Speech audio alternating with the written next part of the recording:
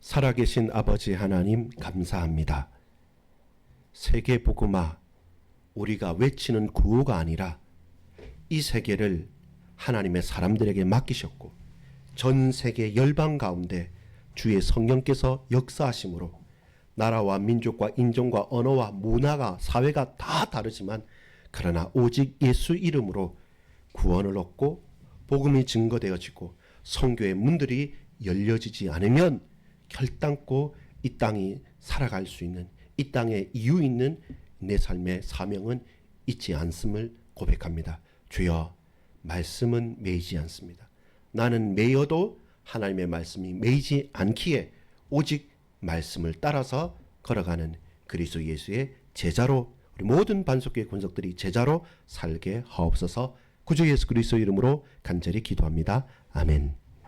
여러분, 세계복음화라는 단어가 구호로 외치거나 아니면 대학 청년 때나 혹은 청소년들이 어떤 강사가 혹은 어떤 목사님이, 선교사님이 오셔서 불을 질러주는 동기를 부여하는 그런 것이 아니라 항상 우리는 내가 사는 이 현장에서 땅끝을 보는 것이고 저 땅끝을 벙벙 떠 있는 것이 아니라 전 세계 열방을 보면서도 그 열방이 지금 내 앞에 와 있다는 것을 아는 게 중요한 시대입니다. 왜냐하면 오늘은요, 또 저와 여러분이 사는 시대는 우리나라가 특별히 좋습니다. 왜 좋냐면 전 세계 디아스포라, 한국 사람이 안 가 있는 곳이 없고요. 동시에 전 세계 사람들이 이제는 어느 정도 우리가 무시하거나 선망할 필요 없습니다. 전 세계에서 이 나라에 와 있는 사람들이 너무나도 많아요. 그렇기 때문에 내가 있는 이 현장에서도 우리는 세계복음화의 증인이다. 확신과 중심을 가지고 달려나가 보십시오. 반드시 열려지는 문이 있음을 믿습니다. 자, 사도행전 두 번째 시간의 핵심입니다. 같이 보겠습니다. 2번입니다. 사도행전의 두 번째 핵심입니다. 초대교회 증인들의 고백. 지난 시간은 뭐였냐면 처음 교회의 시작이었어요. 시작하면서 성령께서 교회를 세우신다는 걸 우리 봤습니다. 도저히 이해가 안 가잖아요. 그 많은 3,000명이나 되는 사람들이, 수많은 사람들이 갑자기 돌아와서 한다는 게 얼마 전까지 예수님을 십자가에 못 박고 돌로 던졌던 사람들인데 부활을 체험하고 부활의 증인들이 일어나니까 완전히 꼬꾸라지는 대폭발이 일어났던 겁니다. 근데 이제는 그 모든 부분들이 더 큰 핍박 가운데 흔들리는 것 같지만 이제 뭡니까? 핍박 가운데 흩어져서 증인으로 저 이방과 열방을 향해 나아가고 성령께서 그 교회들을 확산시켜 가신다는 겁니다. 그래서 오늘 저와 여러분도 그 고백, 교회는 우리가 섬기고 감당해 가야 되지만 결국 하나님의 손에 달려있다. 이걸 우리가 확신하고 그리고 그 믿음 가운데 성경을 보면서 나아갈 필요가 있습니다. 핵심 문장입니다. 같이 읽어볼게요. 시작. 성령께서 교회를 세상으로 보내시고 구원은 은혜로 주어진다는 복음을 분명히 하시며 고난과 결박 속에서도 말씀을 로마까지 전진하게 하신다. 그래서 말씀이 거기까지 가는 거죠. 사도 바울이 뭡니까? 말씀을 붙든 증인으로 가잖아요. 어떻게 갑니까? 죄수로 가요. 근데 가장 안전하게 가요.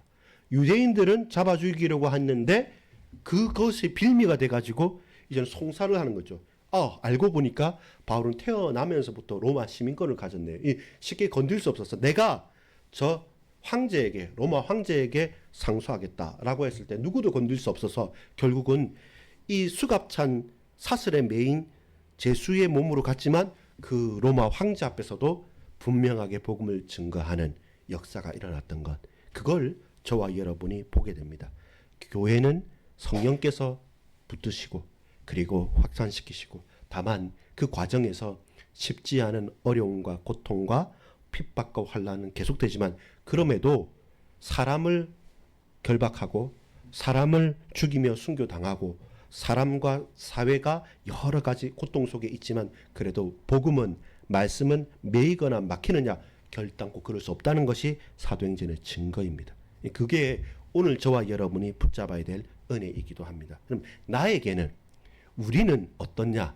지금 우리는 저 북한이나 저 무슬림은 모르겠지만 우리는 사람들이 질시하거나 또 무시할 경우는 있지만 죽이지는 않습니다. 그 말은 뭐냐면 우리에게는 마음만 먹고 중심만 있다면 언제든지 열려질 문은 있다는 겁니다. 그걸 안다면 밑에 있는 따옴표로 있는 한 문장입니다. 같이 읽어볼게요. 시작. 사도행전의 승리는 평안한 성공이 아닌 고난 속에서도 멈추지 않는 은혜의 복음, 은혜의 증거, 은혜의 고백, 은혜의 역사라는 겁니다.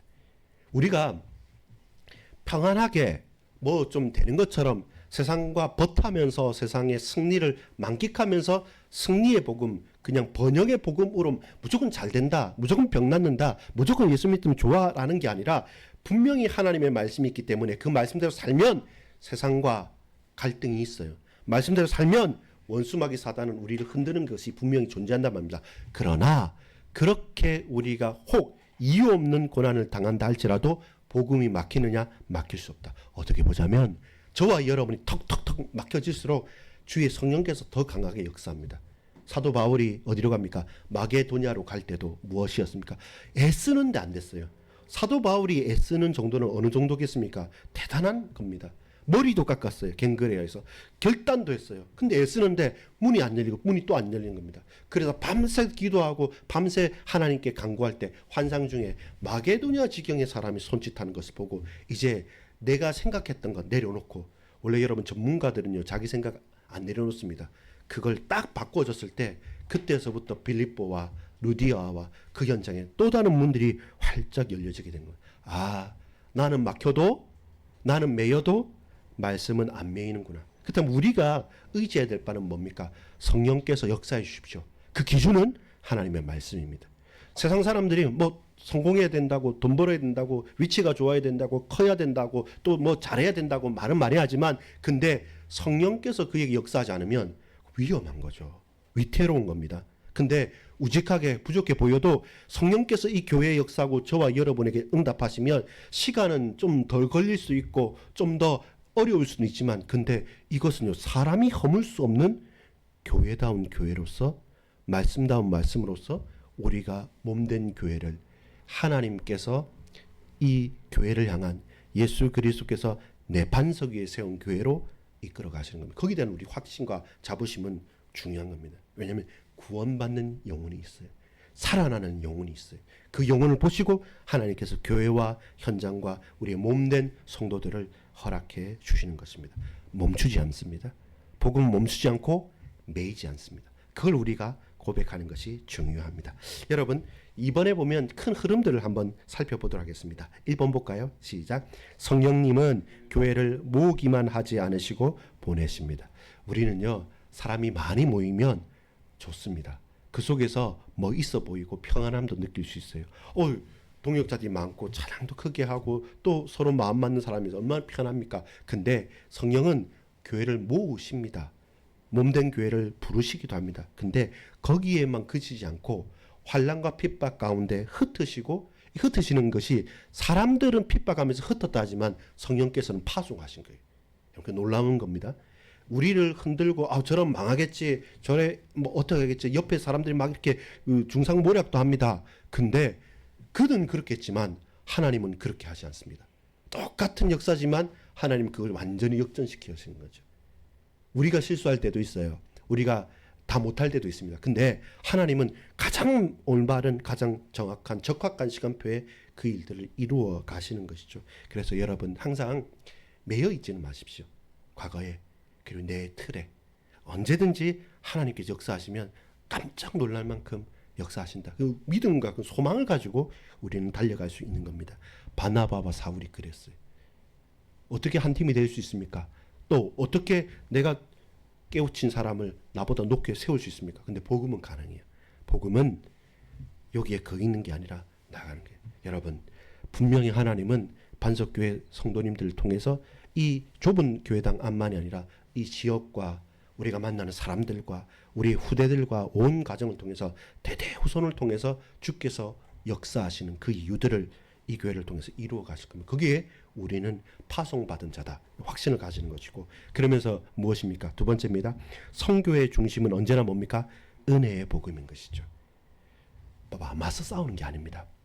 악으로 깡으로 한번 해보자라고 경쟁하는 것이 아닙니다. 그러니까 어떻게 합니까? 이 예루살렘 공의회에서 이방인이 구원받는 거 가지고 계속 왈가왈부하는 겁니다. 우리는 할례 받았는데 쟤네들은 할례 안 받았고, 우리는 저 피채 음식을 먹지 않는데 저 사람들은 이 성찬식 할 때마다 이건 주님의 피다 기념한 거, 피 먹으면 어떠냐, 막 이렇게 여러 가지 사회, 문화, 인종 다 차이가 많이 나니까 기준이 없어졌던 거죠. 근데 기준은 뭐였습니까? 하나님의 은혜인 것입니다. 하나님의 은혜인 것입니다. 성령의 역사인 것입니다. 하나님의 은혜로 성령께서 역사하시면 우리가 구원받은 것은 율법이 아니었다는 겁니다. 우리 과거의 전통이 아니었다는 겁니다. 우리의 뛰어난 배경이 결단코 아니었고, 교회는 복음에 다른 조건을 내세우지 않는다. 여러분, 그래야지 사람이 섭니다. 교회가 든든하게 세워지는 것은 복음에는 다 받을 수 있는 겁니다. 복음 좋고 중요한데 그래도 그렇지 하면서 이것도 저것도 따질수록 나도 숨 막히고 다른 사람까지 숨 막히게 하는 겁니다. 그래서 복음 외에 다른 부분 다 연다. 그게 넓은 사람이고 너그러운 사람입니다.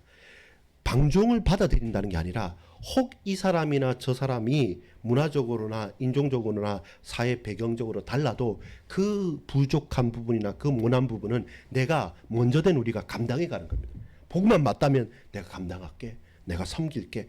그게 사람을 세워가는 믿음의 공동체가 되는 것이죠.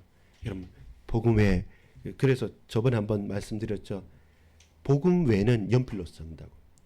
딱 우리 매직으로 볼펜으로 딱 지우지 못하게 적는 것은 복음, 오직 예수. 나머지는 예배 순서도, 그 다음에 또 우리 하는 시간도, 혹은 우리 뭐 다른 형태도, 그거는 연필로 써가지고 가장 좋을 때 가장 맞게 합의해서 어떻게 하면 이 복음이 증거되어지고 어떻게 하면 우리 성도님들이 은혜 받을 수 있을까 잘해서 연필로 계속 적어가고 바꾸어가면 돼요. 근데 변하지 않는 복음, 은혜의 복음은 우리가 목이 칼이 들어와도 붙들고 살겠다.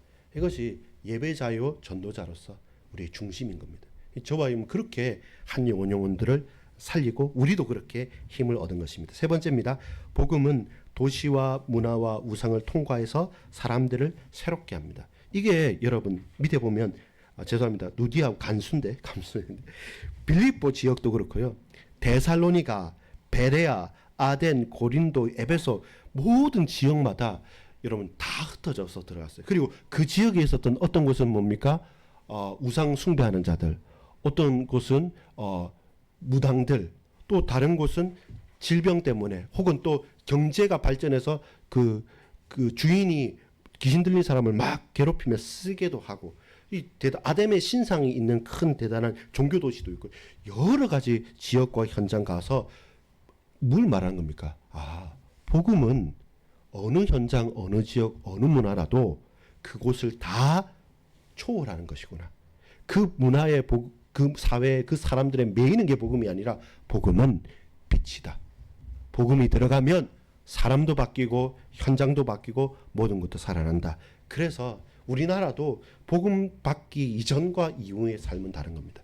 교회가 성도들이 역할을 감당 못할 때도 있습니다. 좀 부족하거나 연약할 때도 있습니다. 그러나 그래도 복음 있는 현장과 그렇지 않은 것은 모든 것이 새로워지고 달라진 겁니다. 여러분, 모든 사람들을 변화시키고 공동체를 세워가지만 근데 만만치 않은 저항도 있어요. 그걸 우리가 딱 준비하는 것이죠. 각각의 현장과 나라와 일들 속에서 만만치 않은 저항도 일어납니다. 그래서 진짜 복음은 문화에 동화되지 않습니다. 같이 타락하지 않습니다. 빛이고 소금이기 때문에 문화를 복음으로 살리는 사람들입니다. 그래서 내 것을 주장하지 않는 거죠. 내 유익을 탐하게 된 뻔이면 동화되게 되지 살릴 수는 없는 것이죠. 빛으로 소금으로 우리는 그 속에 썩어져 가는 것이죠. 4번을 같이 한번 읽어볼까요? 사명의, 이게 또 사도행전 20장에서 28장까지의 내용에 대한 결론이거든요. 자, 4번입니다. 시작. 사명에 충성한 결박된 사도는 있어도 결박된 말씀은 없습니다. 그렇죠? 죽을 줄 알고 갔어요, 바울은. 나중에 가지 마라, 가면 너무 큰 핍박입니다. 안 돼. 사도 바울이 내가 죽는 줄 알고 간다고 말합니다. 그러면서 가는 중간에서 저 지역에 다른 세웠던 교회에 있는 장로들과 중직자들이 와서 서로 끌어안으면서 눈물 흘리면서 죽을 줄 알고 죽으러 가는데도 무엇입니까? 주께서 내게 주신 은혜의 사명, 이것을 마치기 위해서 내 생명이 필요한 것이지 이 일을 마치지 못하면 내가 살아도 사는 게 아니라는 것을 아는 거죠. 근데 여러분 놀랍게도 뭐냐면 사람은 이렇게 매입니다.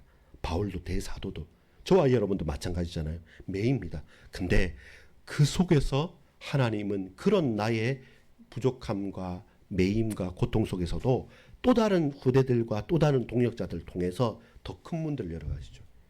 바울이 못했던 것 디모데가 더 크게 하는 부분입니다.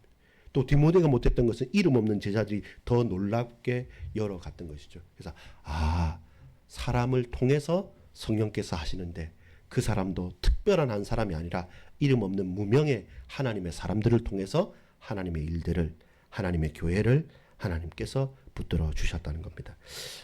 미완입니다. 사도행전 보면 미완이잖아요. 완성이 된 게 아닙니다. 세계복음 완성된 게 아닌데 근데 그렇게 세계복음을 향해 나가는 과정에 그러면 29장은 없습니다. 그러나 29장 같은 삶을 저와 여러분 오늘도 걸어가는 것이죠. 우리가 관심 가지고 중심 가지면 제가 아까 여기 서울 깍두기도 올리고 했지만 마음이 통하고 마음을 두고 중심이 나눠지면 이게 또 하나님께서 열어주시면요 놀랍습니다. 또 아무리 공들여도 사람 마음이 닫혀버리면 그것도 안 되는 거죠. 그래서 언제든지 내 것을 주장하기보다는 복음 외에 다른 것은 내려놓고 이 복음이 어떻게 그 영혼과 그 인생과 그 가정과 그 지역과 나라를 변화시킬 건가 하고 관심을 가지고 중심을 가지고 복음을 증거할 때 그때 여시는 문이 있는 겁니다. 여러분 사도행전 20장 22절부터 24절까지를 한번 볼까요? 사도 바울의 마지막적인 유언과 같은 고백이죠. 사도행전 20장 22절부터 24절까지의 말씀을 우리 한번 같이 찾아보도록 하겠습니다. 다 찾으셨으면 같이 한번 읽겠습니다. 시작. 유익한 것은 무엇이든지 공중 앞에서나 각 집에서나 거리낌 없이 여러분에게 전하여 가르치고 유대인과 헬라인들에게 하나님께 대한 회개와 우리 주 예수 그리스도께 대한 믿음을 증언한 것이라. 보라, 이제 나는 성령에 매여 예루살렘으로 가는데 거기서 무슨 일을 당하는지 알지 못하노라. 오직 성령이 각 성에서 내게 증언하여 결박과 환난이 나를 기다린다 하시나 내가 달려갈 길과 주 예수께 받은 사명 곧 하나님의 은혜의 복음을 증언하는 일을 마치려 하면은 나의 생명조차 조금도 귀한 것으로 여기지 아니하노라. 죽는다는 거 아는 겁니다. 모르는 거 아니에요. 알고 내가 죽어야 될 자리를 알고 그곳으로 가는 거죠. 근데 이게 내게 있는 은혜의 복음이란 것이죠. 질문합니다. 왜 사도 바울은 환난과 핍박이 기다리고 있는 그 예루살렘 교회로 굳이 갔을까요? 그 전까지는 피하기도 하고 도망도 다닙니다. 흩어졌어요. 근데 왜 갔을까요? 그거가 이제 확신한 거죠. 이것은 죽는 한이 있더라도 하나님의 부르심이라는 것을 고백하는 거죠. 왜냐하면 내 사명이니까. 하나님의 복음을 증언하는 일을 마치려 하면은 나의 생명을 조금도 귀한 것으로 여기지 않겠다. 밑에 보면 신앙 고백이 그거였습니다. 하나님의 은혜의 복음을 증언하는 일을 마치는 것이 나의 뭡니까? 사명인 거죠. 이 일 때문에 내가 부름받은 거예요. 이 일 때문에 내가 공부했던 것이고 이 일 때문에 태어나면서부터 나는 로마 시민권을 가졌던 거예요. 다른 사람이 할 수 없는 바로 그 일을 이 복음을 증언하는 것, 그것을 마칠 때까지 나의 생명을 드리는 것. 만약에 이 사명이 맞춰지지 않는데 내가 오래 살면 이건 잉여 인생이에요. 의미 없는 거예요. 그러나 단 하루를 살아도 이 삶을, 이 복음을 증거하는 일을 살았다면 내 삶은 너무나도 충만하고 가치 있는 거예요. 그게 뭡니까? 그 질문에 대한 신앙 고백의 다짐입니다. 여러분 직장에서, 학교에서, 우리 각각 지역에서 공부도 하고 일도 하고 또 어떤 분들을 보면 이중직으로 또 목회하면서 공부하거나 목회하면서 알바하는 사람도 있고 수많은 다양한 사람들이 있습니다. 우리가 쉽게 말할 수 없는 것은 뭡니까? 그를 통해서 하나님께서 하실 사명을 감당케 되어진다고 한다면 주님께서 바꾸실 것이고 주님께서 여실 것이고 주님께서 이끌어 가실 겁니다. 그래서 뭐가 더 거룩하고 뭐가 더 세속적인 게 없어요. 분명히 여러분 우리가 이 땅에 부름받은 하나님의 백성이며 그리스도 예수의 제자가 분명하다면 성령께서 저와 여러분의 크고 작은 모든 일들을 통해서 하나님 나라를 이루실 것입니다. 거기에 대한 확신과 믿음은 있는 거예요. 그래서 하루를 살아도 나는 담대하고 당당하고 감사하면서 살아갈 수 있는 겁니다. 하나님 이 작은 일인데 이것 통해서 복음이 증거되게 해 주십시오. 하나님 은혜의 복음이 마칠 수 있도록 주님 속히 인도해 주옵소서. 우리 자녀를 위해서 기도하고 우리 후대들 위해서 마음을 쓸 때 하나님 이 자녀들과 후대들 통해서 하나님 믿음의 명문가로 복음과 전도와 선교가 일어날 수 있도록 역사해 주옵소서. 이 고백이 흩어지는 고백이 아니라 주님께서 모으고 붙들고 역사하셔서 세우실 고백이 되는 것입니다. 3번에 3번 읽어보겠습니다. 시작. 사명은 편안함보다 큽니다. 그래서 죽을 줄 알고 간 거예요. 내가 평안한 거를 추구할 수 있습니다. 사람이 인지상정이거든요. 편하고 좋은 것. 근데 내 사명은 내가 편안하게 살고 내가 어떻게 사는 것보다 더 큰 거예요. 이 작은 게 아닙니다. 우리는 놀라운 사명을 받은 겁니다. 대통령보다 저 대단한 권력자들과 재벌들이 할 수 없는 복음 증거하는 이 사명, 내가 좀 불편해도 이 사명은 그들보다 더 크다. 왜? 하나님께서 더 귀하고 크게 보시기 때문에 그렇습니다. 4번 읽어볼까요? 시작. 복음은 목숨보다 귀합니다. 이게 바울이 그냥 저는 여러분은 이 멋있는 고백으로 나의 달려갈 길과 이 은혜의 복음을 증거하는 일을 나의 생명을 조금 더 귀한 것을 그냥 멋있는 고백이 아니라 실제로 복음이 내 생명보다 귀한 거였어요. 왜냐하면 복음이 아니면 나는 이미 죽었고 하루도 더 살 수 없는 인생인데 복음 때문에 나는 살아가고 있고 복음을 증거하고 복음을 누리고 복음을 나누면서 복음의 사람들과 함께 살아가는 것, 저 하나님 떠난 인간이 저 고통당하는 영혼들이 복음 때문에 사는 것을 보고 가슴 뛰는 기쁨을 얻었기 때문에 내가 너무 기쁘다. 나의 숨쉬는 이 약동하는 이 숨결은 하나님의 은혜의 복음을 내가 받으면서부터 새로운 삶을 난 산다.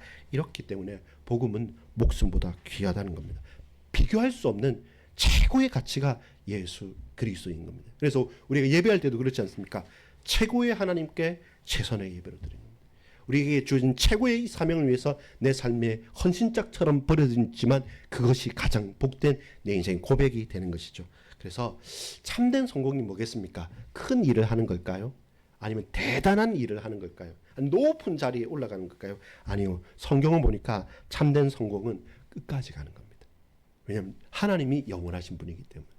저와 여러분이 낙심하여 흔들리면서 한 번 하고 끝나는 것이 아니라 끝까지 주의 손에 붙들림 받아서 그 마지막 예루살렘 가면 죽는데 그래도 나는 그 끝까지 내 인생 마지막 그 현장까지 부르심을 따라서 나는 가겠노라 하는 겁니다. 그래서 여러분 성도들의 아름다움은 뭐냐면 화려하고 잘난 게 아니에요. 우리가 가장 아름다울 수 있는 건 뭡니까? 성도는요 순종하기 때문에 그래요. 말씀에 충성하기 때문에 아름다운 거예요. 군인이 누구면 싸움 잘하는 사람이 군인이 아니라 명령을 정확하게 수행하는 사람이 군인이에요. 여러분 람보처럼 막 터미네이터처럼 막 열심히 싸움을 엄청 잘해도 그 전쟁에서 지면 어떻게 됩니까? 패전국이에요. 내 이름이 안 나지만 내가 맡은 역할에서 내가 할 수 있는 것 주어진 명령을 잘해서 착착착 해가지고 그 명령을 이뤘잖아요. 나는 죽어도 우리나라가 성전을 하잖아요. 그럼 다 사는 거예요. 그러면 우리는 영웅이 되는 부분입니다. 그거예요. 성도의 아름다움은 화려함이 아니라 충성이다. 믿음이 곧 충성인 거죠. 믿음이 우리가 그냥 아무것도 하지 말고 의심하지 않고 믿는다는 게 아니라 믿음은 뭡니까? 충성이에요. 같은 걸로 보면 됩니다. 믿음 이꼴 충성으로 보면 돼요. 주께 내가 믿어야 될 자, 내가 고백해야 될 자, 그에게 내 인생 전체를 걸고 그것을 끝까지 이루는 게 믿음 곧 충성인 겁니다. 예수님을 믿는다, 하나님을 믿는다, 그러면 그리스도 예수께 내 온몸을 드릴 수 있는 참된 충성의 사람, 그들이 제자인 것이죠. 저와 여러분 그 은혜가 있기를 소망합니다. 자, 3번에 별표 있는 우리 한번 같이 읽어볼까요? 시작. 복음을 진짜 귀하게 여기는 사람은 자기 인생을 지키는 데만 매이지 않고 주께 받은 길을 끝까지 걸으려 합니다. 여러분 이 고백이 있길 바랍니다. 우리가 필요한 것도 있어요. 또 해야 될 일도 있습니다. 그러나 복음을 귀하게 여긴 사람은요, 내 인생에게만 매여 있지 않습니다. 우리는 세상에 매여 있다 생각하지만 실제로 여러분 곰곰이 자신을 돌아보면 우리 각자에게 너무 매여 있습니다. 근데 여러분 복음의 사람은 그런 유혹도 많고 그런 어려움도 있지만 그러나 세상에 아무리 우리를 매이고 저와 여러분의 욕심과 욕망이 우리를 흔든다 할지라도 근데 끝까지 충성스럽게 갈 수 있습니다. 우리 교회가 하나님의 부르심 따라서 끝까지 든든하게 반석 위에, 믿음의 반석 위에 세워지는 반석교회가 되고, 우리 모든 성도님들이 불신자가 신자되고 신자가 제자되며 우리 모두가 거룩한 성도가 돼서 가정, 지역, 직장, 현장, 민족, 나라, 지역, 현장 살리는, 거룩하게 바꿀 수 있는 빛과 소금 되어지는 충성스러운 그리스도의 제자로 나아가길 소망합니다. 그것이 초대교회 이후에 초대교회 같은 반석교회, 우리 교회의 사명입니다. 끝까지 믿음으로 충성되이 걸어갈 수 있는, 다른 뭐에 우리가 충성하겠습니까? 세상에 다른 뭐에 우리가 믿음을 고백하겠습니까? 신뢰하겠습니까? 아니죠. 하나님께 충성되이 믿음으로 온몸으로 안기는 겁니다. 그러면 여러분 어떤 무엇도 우리가 다 안아낼 수 있는 그런 충성된 일꾼으로 쓰임받을 줄 확신합니다. 이 교회가 그런 초대교회의 증거를 따라가는 예수 그리스도께서 세우신 반석 위에 세움받은 반석교회, 그 성도들이기를 여러분의 현장에서, 지역에서, 직장에서, 그곳에서 그리스도의 제자로 쓰임받기를 소망합니다. 아버지 하나님 감사합니다. 주님 은혜를 베풀어 주옵소서.